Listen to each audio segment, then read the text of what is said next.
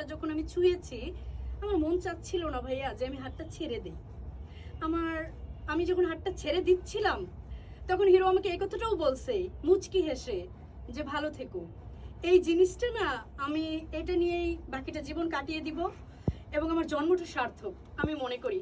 আমি অনেক খুশি, অনেক অনেক। আচ্ছা, আপনি বলছিলেন যে ওই দিন শাকিব খান আপনাকে বলেছিল যে উর্মিকে আসতে দাও, তার মানে এটা আপনি বলতে চাচ্ছেন যে শাকিব খান আপনার নাম জানে? শাকিব খান বলছে ওকে আসতে দাও, সত্যি কথা যেটা বলছে।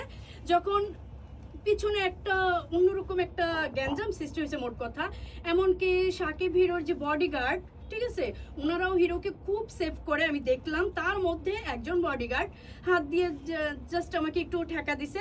তখন হিরো নিজে বলছে, শাকিব হিরো নিজে বলছে যে ওকে আসতে দাও। এমনকি শাকিব হিরো এক হাত, এটা ক্যামেরায় উঠছে কতটুকু আমি জানি না, এক হাত বাড়ায় দিছে। তারপরেই গিয়ে আমি হিরোর কাছে যেয়ে পৌঁছাইতে পারি এবং তার পায়ে সালাম করতে পারি, তাকে ছুতে পারি, তাকে মন ভরে দেখি, তার হাসি মুখ দেখি, তাকে অনেকটা ভালোবাসি, সম্মান করি।